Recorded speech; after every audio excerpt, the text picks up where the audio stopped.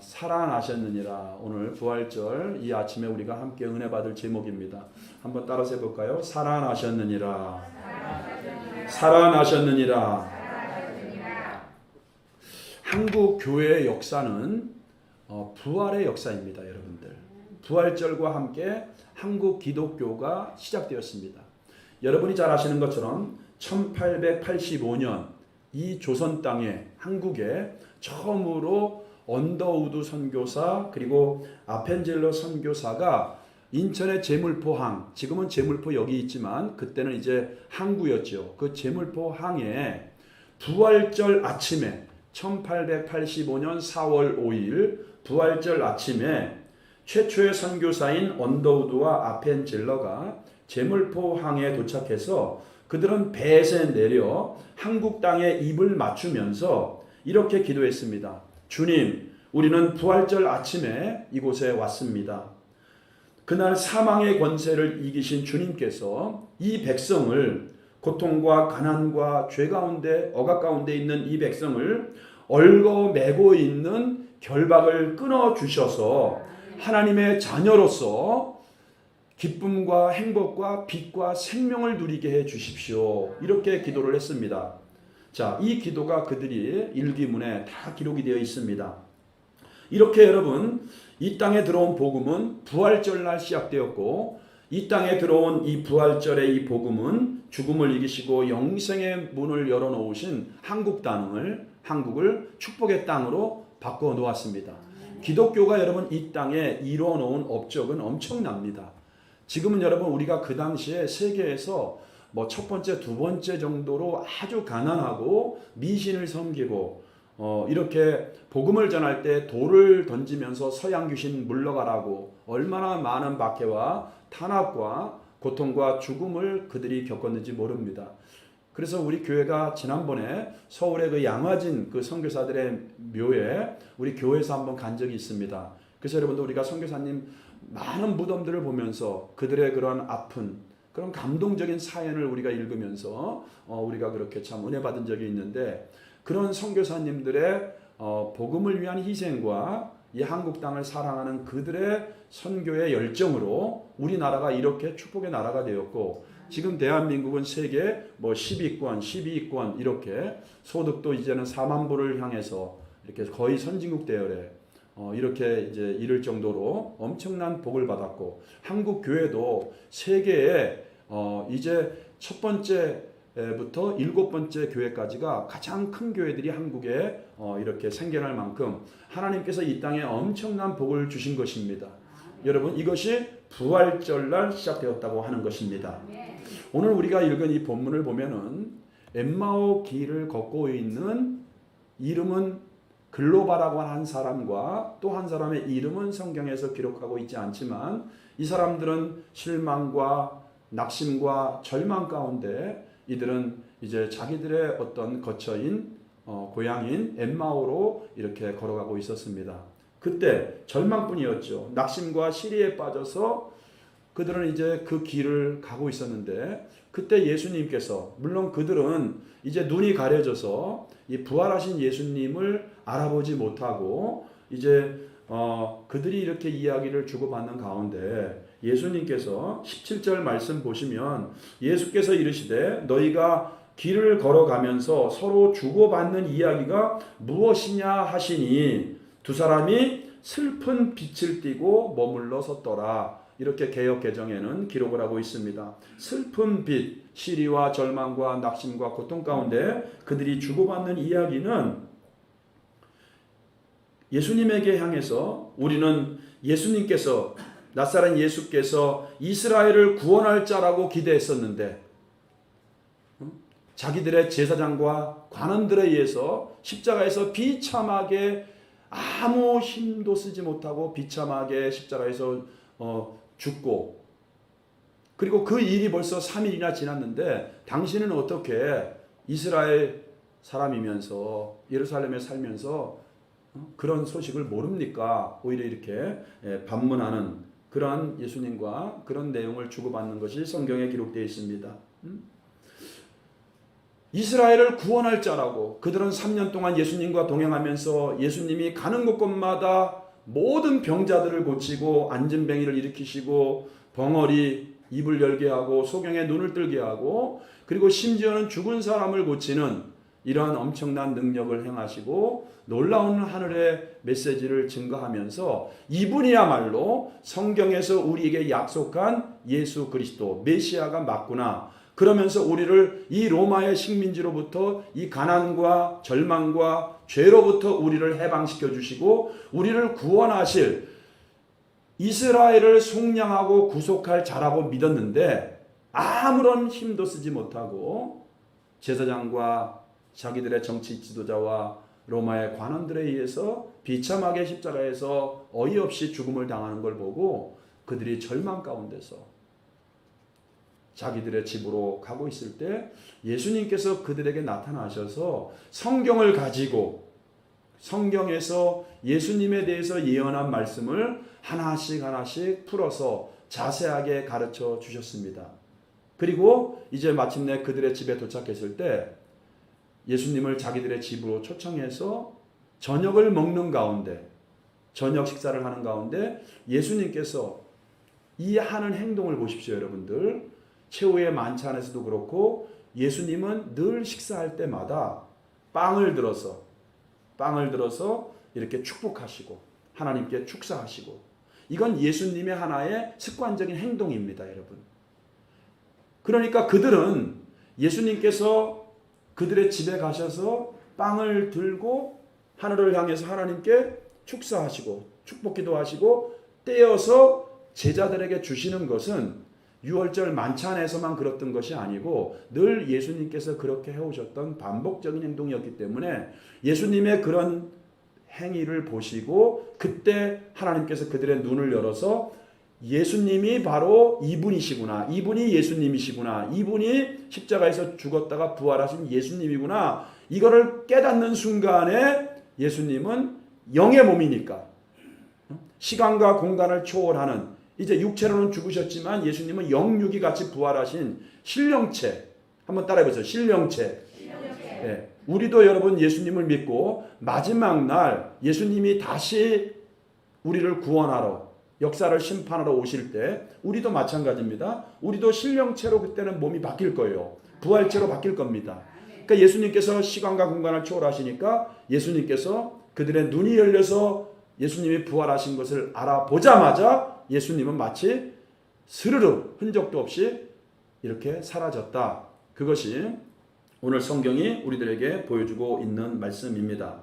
사랑하는 성도 여러분, 오늘 우리는 이 본문을 보면서 제자들이 왜 이렇게 시리와 절망과 염려와 근심과 고통에 빠질 수밖에 없었는지 그 이유를 두 가지로 우리가 한번 생각해 보면서 함께 은혜를 나누기를 원합니다.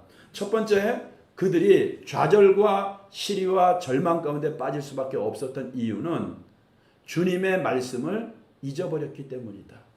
한번 따라해 볼까요? 주님의 말씀을 잊었기 때문입니다.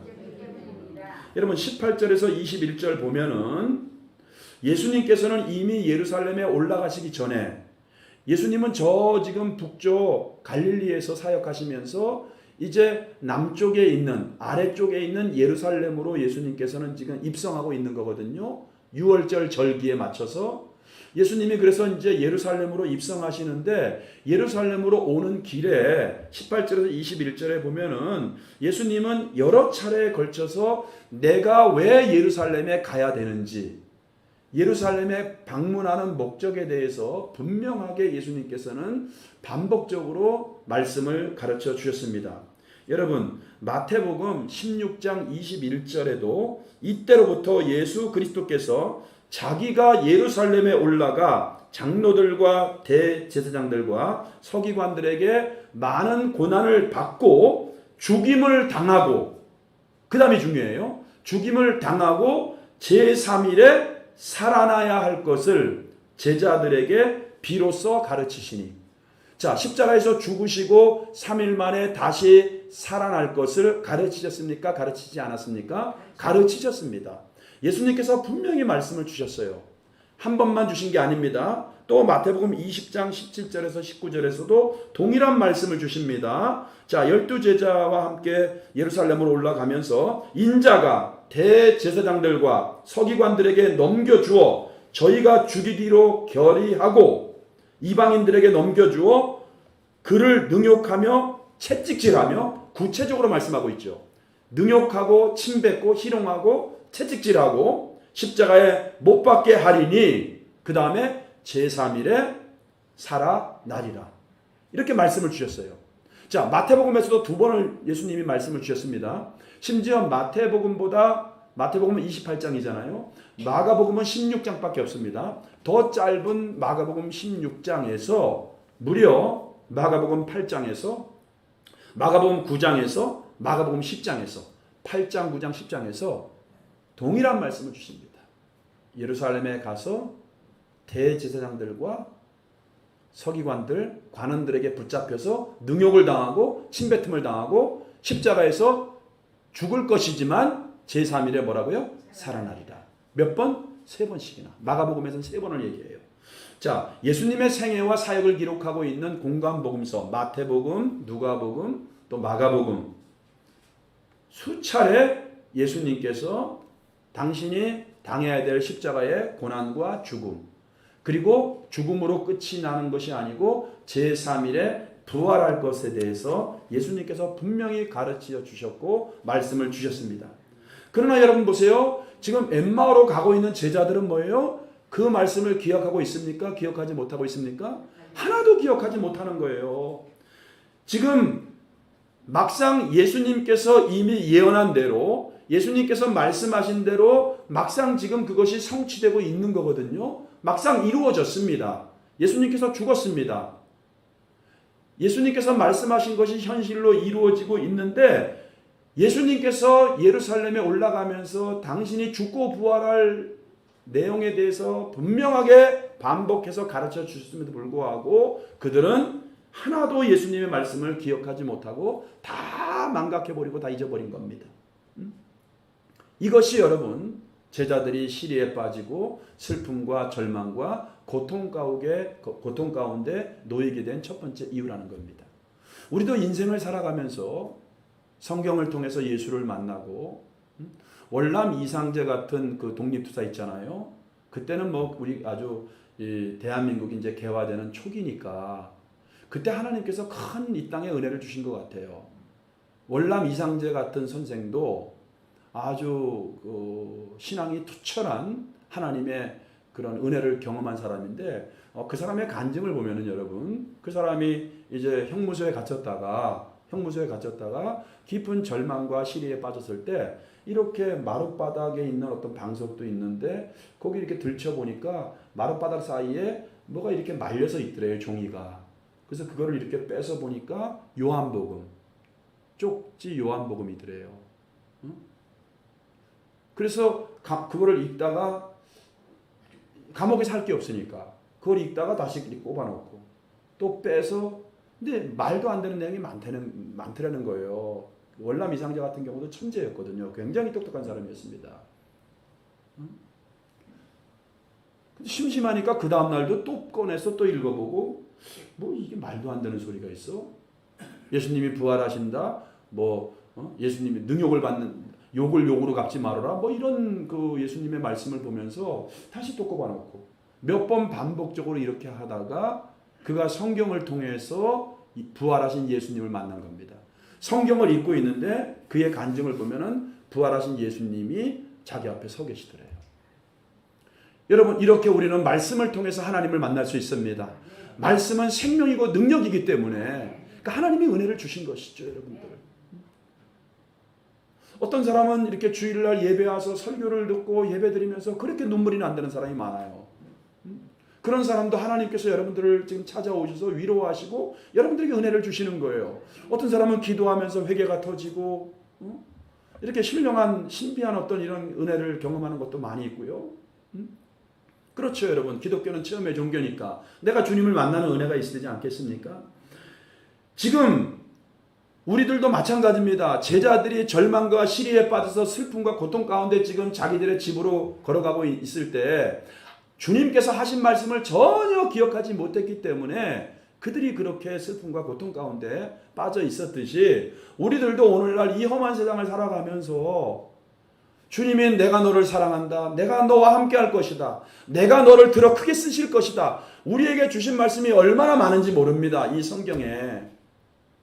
근데 그 주님의 말씀을 우리들도 여러분들이 모태신앙부터 어릴 때부터 지금까지 신앙생활 해왔다고 하면은 성경을 얼마나 많이 읽으셨겠어요? 여러분들이 얼마나 많은 설교를 들었겠습니까? 그런데 하나님께서 여러분들에게 주셨던 위로와 은혜와 소망과 생명과 축복의 말씀을 하나도 기억을 못해요. 어떻게 보면 또 그것이 은혜일 수 있어. 그래야 다음 주에 또 제가 설교해도 또 목사님 저거 지난주에 설교했던 건데 또 하시냐 이러지 않지. 근데 사도 바울도 여러분 계속해서 설교를 반복했어요. 사도 바울도. 자, 어쨌든 간에 여러분 우리는 막상 삶의 위기가 오고 고통이 오면은 주님이 나에게 주셨던 말씀, 들었던 설교가 하나도 이 제자들처럼 기억이 나지 않는 거예요. 사랑하는 성도 여러분, 하나님이 여러분들에게 주신 약속의 말씀, 성경은 반드시 이루어집니다. 할렐루야. 그런데 문제는 뭐예요? 설교를 듣거나 성경을 읽는 내가 그 말씀에 진지하지 않기 때문에, 그 말씀에 순종하지 않기 때문에, 그 말씀이 다른 말로 하면 우리 속에 하나도 남아있지 않기 때문에 다 잊어버리는 거예요. 여러분 아마 설교 끝나고 나가면 설교 제목이 뭐였더라 이러면 아마 반은 대답 못할걸요. 아마 다음 주 되면은 거의 90%는 대답 못할 거예요. 지난주 설교 제목 기억하시는 분 손 들어보세요. 뭐 없잖아. 그러니까 하나도 남아있지 않기 때문에, 기억하지 않기 때문에 삶의 위기 속에서 위기를 맞닥뜨리게 될 때 여러분들이 절망하고 고통하고 한숨만 쉬게 되는 거예요. 여러분 한숨을 쉴 게 아니라 여러분들을 사랑하시고 여러분들을 말씀으로 세워주시고 말씀으로 축복하시길 원하는 그 말씀을 기억하시기 바랍니다. 왜요? 그 말씀이 내 속에서 살아 역사하기 때문에 그렇습니다. 말씀은 반드시 이루어집니다. 사랑하는 성도 여러분, 말씀을 건성으로 듣지 마시기 바랍니다. 신실한 말씀의 사람들이 될 수 있길 바랍니다. 하나님의 말씀을 진지하고 겸손하게 받으십시오. 그리고 말씀대로 내가 순종하겠다고 결단하십시오. 그러면 여러분들도 반드시 인생의 절망이 소망으로 축복으로 바뀌게 될 것입니다. 어떤 위기와 어떤 슬픔 속에서도 여러분이 넉넉히 이겨낼 줄로 믿습니다. 할렐루야. 자, 두 번째, 제자들이 이렇게 슬픔과 고통 가운데 절망할 수밖에 없었던 두 번째 이유는 한번 따라해 보세요. 불신앙 때문이다. 자, 첫 번째는 뭐라 그랬죠? 말씀을 잊어버렸기 때문에. 그래서 나는 말씀을 붙잡아야 되겠다. 설교건 하나님의 말씀이건 나는 이걸 붙잡아야 되겠다. 두 번째는 뭐라 그랬어요? 그들의 불신앙 때문에. 그래서 여러분 기독교는 믿음의 종교입니다. 믿음과 소망과 사랑 이 세 가지는 항상 있을 것인데 그 중에 제일은 사랑이라. 사랑은 우리 믿음의 결과입니다. 근데 뭐예요? 믿음의 기초. 믿음의 집을 지을 때 기초는 믿음이에요. 믿을 때 역사하는 능력이 나타납니다. 믿을 때 하나님은 역사를 시작합니다. 여러분 믿음도 하나님의 선물이에요. 믿음의 사람이 될 수 있기 바랍니다. 자, 22절에서 24절 말씀 보면은 또한 우리 중에 어떤 여자들이 우리를 놀라게 하였으니 이는 저희가 새벽에 무덤에 갔다가 그의 시체는 보지 못하고 와서 그가 살으셨다라고 하는 천사들이 나타났다고 하는 말을 함이라. 또 우리와 함께한 자 중에 여자의 말을 듣고 두 사람이 무덤에 가서 과연 여자들이 말한 바와 같음을 보았으나, 그러니까 여자들이 무덤에 갔는데, 자 여러분 보세요. 여자들이 용감한 것 같아요. 예수님의 시신에 향품을 바르기 위해서 십자가에 죽으셨으니까, 그리고 안식일이었기 때문에 향품을 제대로 바르지 못했거든요. 급하게 서둘렀거든요. 그러니까 이제 안식 후 첫날, 지금 우리가 드리는 이 부활주일입니다. 이 부활절 아침 새벽에 예수님의 무덤에 찾아간 거예요. 예수님의 시체에 향품을 바르기 위해서. 근데 가니까 이 큰 돌은 여러분 장정들 최소한 5명에서 10명이 굴려낼 수 있는 무게돌입니다. 그리고 이 돌문에는 로마 황제의 봉인이 딱 붙어 있습니다. 그러니까 이거를 함부로 뜯어내거나 이거를 돌리게 되면 로마의 권위를 무시하는 것이기 때문에 극형에 처해질 수 있습니다. 예수님이 십자가에서 죽으시자 그 수제자였던 베드로도 나는 예수가 어떤 놈인지 모른다고 3번씩이나 욕하고 저주하고 부인했습니다. 제자들은 다 겁쟁이 다 도망갔어요. 자기 살기 위해서. 근데 그들이 예수님이 십자가에 죽었는데 그 시체를 훔쳐가기 위해서 병사들이 지키고 있는 그곳에 가서 돌문을 굴려내고 예수님의 시체를 이렇게 도적질한다? 이거는 여러분 상상할 수 없는 겁니다. 그리고 그 당시에 여인들의 인격은 지금이야 존중받았지 그 당시에 여인들은 법정에서 증인으로 인정을 안 했습니다. 근데 예수님의 부활을 가장 먼저 목격했다고 기록한 모든 복음서의 기록은 여자들이 예수님의 부활의 첫 번째 목격자로 기록을 하고 있습니다. 그 여자들이 본 거예요. 여자들이 보고 와서 가니까 돌문은 굴러져 있고요. 예수님의 시체는 없고요. 그리고 예수님이 입고 있던 이 옷 있죠. 이 옷이 마치 사르르 예수님 몸만 빠져나간 듯이 다 개서 수건과 함께 예수님의 시체 머리맡에 있고요. 너무나 어안이 벙벙하고 너무나 충격을 받았는데 천사가 나타나서 예수님이 그가 말한 대로 살아나셨다. 그가 여기 계시지 않고 너희에게 말씀하신 대로 너희보다 먼저 갈릴리로 갈 것이다. 그거를 보고 제자들에게 와서 이 여인들이 예수님의 12제자에게 말하고 있는 거예요. 물론 가룟 유다는 이제 죽었으니까 11명의 제자지요. 제자들에게 말한 거예요. 자기들이 경험했던 것, 목격했던 것을 그대로 이야기하니까 그 말을 듣고 자, 우리가 또 다른 성경에 보면 두 사람이 베드로와 요한인 걸 알 수 있습니다. 무덤에 달려갑니다. 달려가니까 정말 예수님의 무덤이 비어 있는 거예요. 그리고 이 여인들은 그 가운데 제자들에게 가려고 할 때 부활하신 예수님을 그들은 만나게 됩니다. 그런데 이 예수님의 빈 무덤을 목격하고 예수님이 다시 살아났다고 하는 이 여인들의 말을 들으며도 불구하고 그들은 그것이 허탄한 듯하여 이 여인들이 너무 충격을 받아서 헛것을 봤다 이런 뜻입니다. 그걸 믿지 못합니다. 그래서 21절 그들의 불신앙에 대해서 21절 22절에서 저희가 새벽에 여자들의 말을 듣고 제자들입니다. 새벽에 무덤에 갔다가 그의 시체는 보지 못하고 와서 천사들의 나타남을 보았다 함이라. 시체도 보지 못하고 그냥 여자들이 천사가 전해준 말만 듣고 우리들에게 헛소리 했다는 거예요. 가보니까 아무도 없는데 뭐 빈 무덤이고 시체도 없는데 뭐 무슨 천사가 있어. 그러니까 여자들이 헛것을 봤다 이렇게 얘기합니다. 증거가 없다는 겁니다, 여러분. 믿을 만한 증거가 없다는 겁니다. 오늘날도 마찬가지입니다, 여러분. 합리적이고 이성과 과학의 시대에 어떻게 예수님의 부활을 믿을 수 있느냐고 그거는 헛소리라고 나약한 신앙을 가진 사람들이 만들어낸 그런 위선이라고 거짓 주장이라고 이렇게 이야기를 합니다.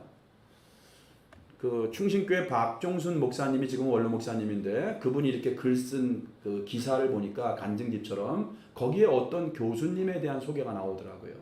근데 이 교수님이 어떤 분이셨냐면은 그냥 어릴 때부터 이렇게 그냥 모태신앙으로 부모님의 손에 이끌려서 신앙생활을 했대요. 그리고 결혼도 이제 믿는 여자, 뭐 신앙이 아주 독실한 여자였나 봐요. 믿는 여자랑 결혼을 하고 이제 자녀들을 낳은 거예요.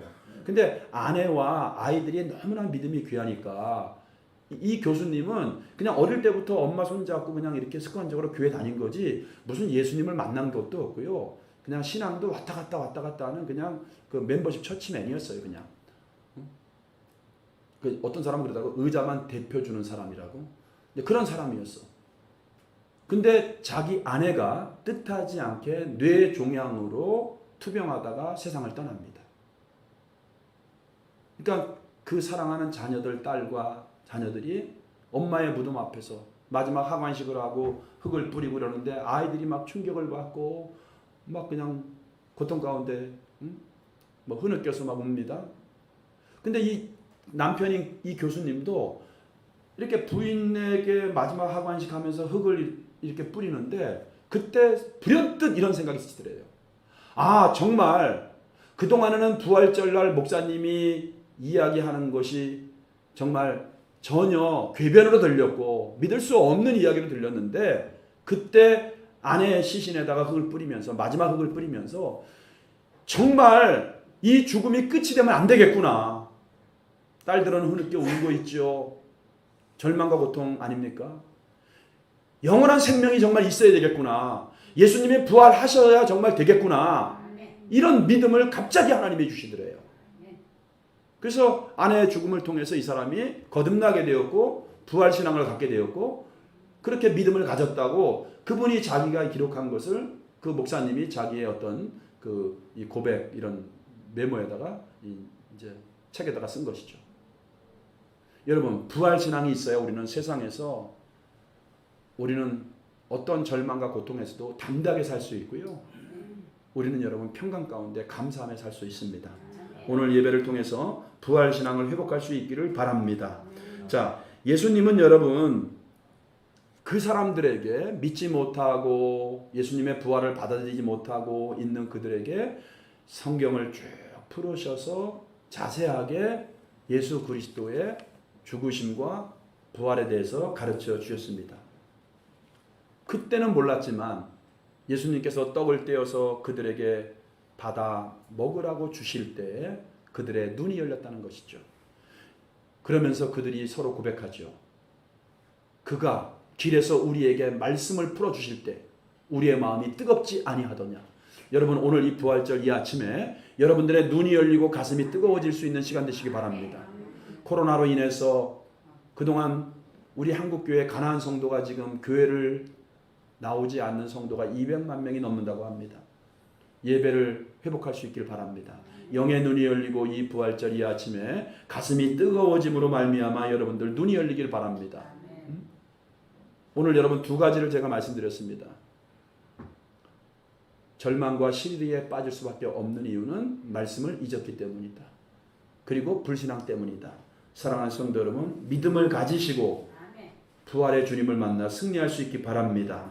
자, 그러면서 주님은 이 제자들에게 46절에서 48절의 결론의 말씀을 합니다. 또 이르시되 이같이 그리스도가 고난을 받고 제3일에 죽은 자 가운데서 살아날 것과 또 그의 이름으로 죄사함을 얻게 하는 회개가 예루살렘으로부터 시작하여 모든 족속에게 전파될 것이 기록되었으니 따라해 보세요. 너희는 이 일의 증인이라. 할렐루야. 여러분, 부활하신 주님을 우리가 직접 보지 못했지만 기록된 성경의 말씀을 통해서 여러분들이 믿음 없는 자가 되지 말고 도마에게 주님이 말씀하셨잖아요. 너는 나를 본 거로 믿느냐? 이후로는 보지 못하고 나를 믿는 자가 더 복되도다. 그러면서 믿음 있는 자가 되라고 주님은 말씀하십니다. 여러분, 부활신앙으로 부활의 증인이 되어서 여러분들이 남은 생애가 더욱더 복스럽고 영광스러운 그러한 성도의 특권을 누리고 축복을 누릴 수 있기를 예수님의 이름으로 축복합니다. 자, 우리 여러분 다 같이 오늘 들은 말씀을 기억하시면서 우리 함께 기도하겠습니다. 여러분, 기도할 때 한번 이렇게 기도해 보세요. 주님, 내가 어떤 신령한 영적인 은혜로 내 영의 눈이 열려서 부활하신 주님을 만나지 못했지만 내가 그러나 기록된 하나님의 말씀을 내가 믿습니다. 부활하신 주님, 내 안에 나와 함께하여 주시옵소서. 그러므로 이제는 나도 이 부활 신앙을 회복해서 부활의 증인이 되게 해 주시옵소서. 나를 그렇게 사용하여 주시옵소서. 이제는 내가 이 세상 살아가면서 슬픔과 고통과 절망 가운데 사는 것이 아니고 부활 신앙으로 항상 감사와 평강과 축복의 삶을 살아갈 수 있도록 인도해 주시옵소서. 우리 같이 기도합니다.